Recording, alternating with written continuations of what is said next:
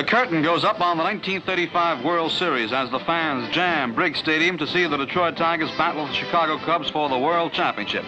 The umpires discuss the ground rules with the rival managers, Mickey Cochran and Charlie Grimm, and let's hear from them. Well, everything is set for the opener of what should be a great World Series. The Tigers are all in shape and ready to go. I think the series will go about 6 games, and I hope and I feel as though the Chicago Cubs are going to come out the winner. Play ball. The Tigers take the field.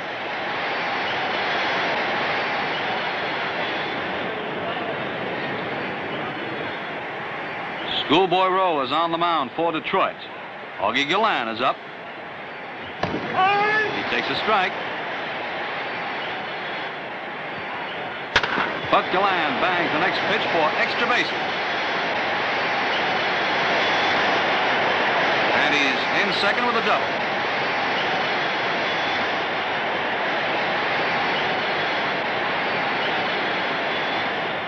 Herman steps in. He tops one back to Rowe. Herman collides with Greenberg and the ball gets away from Hank. Gallan scores the first run of the series.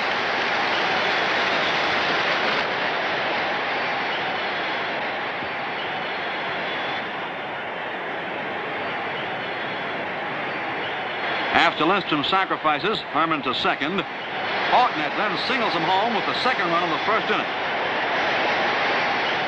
The Cubs go on to win 3-0. And now it's the second game. On hand are Commissioner Kennesaw Mountain Landis, William Harris, the American League president, Babe Ruth, his wife and daughter, the Clown Prince of Baseball, Al Shack, with George Raft and Bill Frawley. Tommy Bridges will be Detroit's pitcher, and Charlie Root is going to start for Chicago.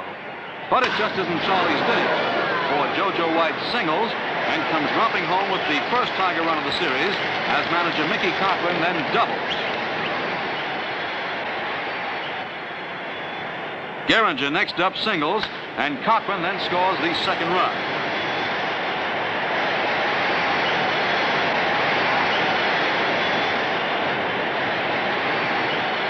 Charlie Root is in trouble, and he looks over Hank Greenberg.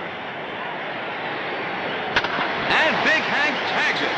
A drive deep out towards the left field stands, and it's in there for a home run, giving the Tigers 2 more towels. There's Hank Greenberg heading home.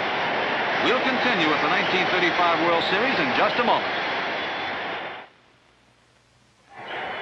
In the 4th inning, Detroit leading 4-0. White walked after Owen was hit by a pitched ball and Bridges had singled. Gabby Hartnett seemed to be saying, "Come on, gang, let's snap out of it." The bases were filled and Cochran was up. And now watch a wild pitch go over Hartnett's head and see Mickey giving an imitation of a traffic cop and a coach combined. That was Owen who scored, and then Cochran walked, filling the bases again, which brought up Charlie Gehringer with a chance to pile the lead higher. Cochran going down to first base. Charlie Gehringer stepping in.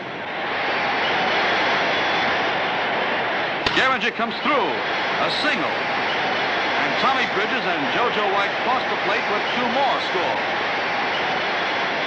Then in the 7th, Jurgis walked. Kowalik got a hit, and both runners score when Herman singles into left field.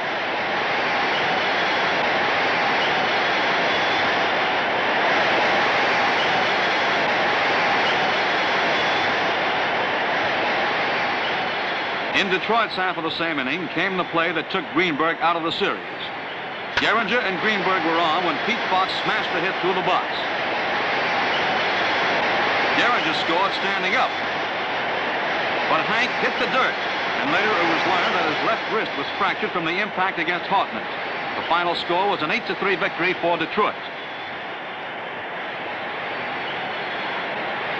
And now the scene is the home of the Chicago Cubs, where the Tigers and the Cubs continue for the championship. Among those present were Ford Frick, the president of the National League, with ex-president John Hyland. There's champion Jimmy Braddock and Detroit's Brown Bomber Joe Louis. That's the late Frank Navin talking to Marvin Owen.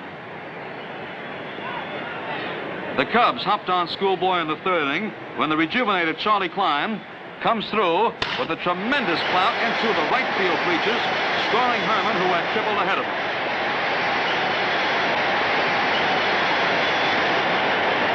In the seventh, Jurgis got a hit, advanced on a sacrifice, and attempted to score on an error. But Nicky Cochran is at the plate blocking it.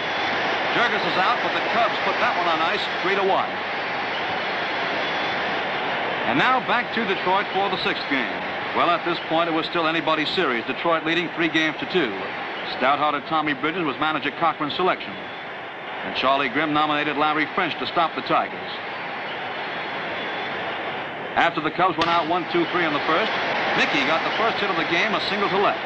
Gehringer then followed with another single. Goslin pumped, and when Pete Fox doubled down the left field line, Nicky Cochran came in to score. And the crowd lets loose in a big way.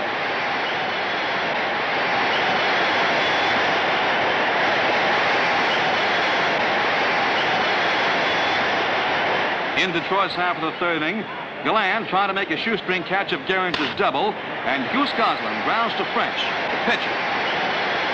Gehringer then is trapped between second and third. Goslin comes back to second. Gehringer tore back there also. Goose headed back to first, and he was thrown out. Quite a play.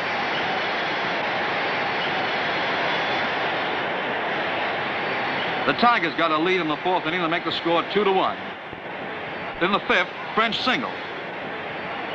And then Billy Herman smashes a drive deep out towards the bleachers for a home run. And the score is 3-2 in favor of the Cubs. Billy Herman jogging around the base paths, scoring Larry French ahead of him.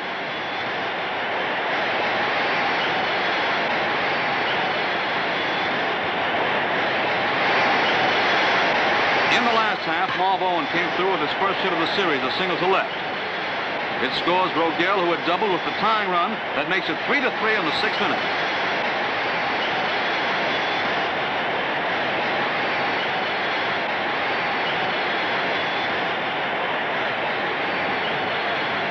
Hack, the first man up in the ninth, then comes through with a triple. And then Tommy was never in more trouble in his pitching life. A tie-breaking run at third and nobody down. A strike on Jurgis. Crowd tensing with excitement.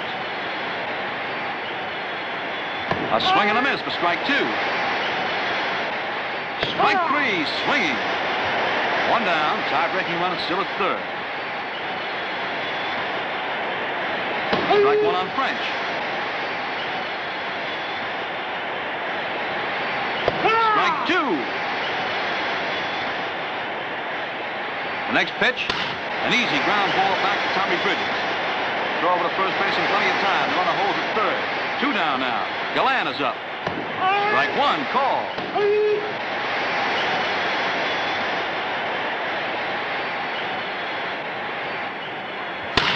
A fly ball going out to short left field. Goslin comes in and he makes the catch. The Goose has it, and the first half of the inning is over. Clifton struck out to open the top half of the ninth, and then Cochran singles. Charlie Gehringer is up. He hits to Cabrera, who bobbles the ball. Charlie is out, but Cochran is in safely at second. Two men are gone. Up comes Goose Goslin. He fouls one off. The next pitch, it's a base hit.